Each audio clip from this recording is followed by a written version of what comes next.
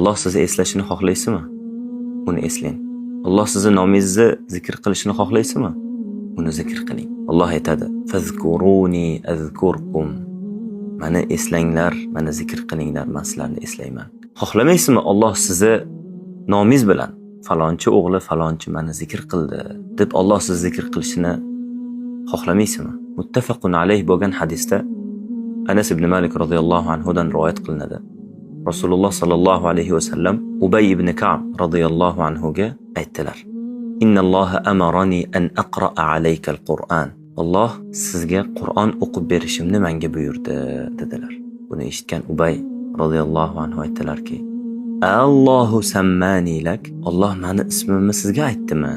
Shunda Rasululloh sallallohu alayhi vasallam ha dedilar. Fabaka Ubay va Ubay yig'ladi. Qanaqa yig'lamasin Ubay radhiyallohu anhu?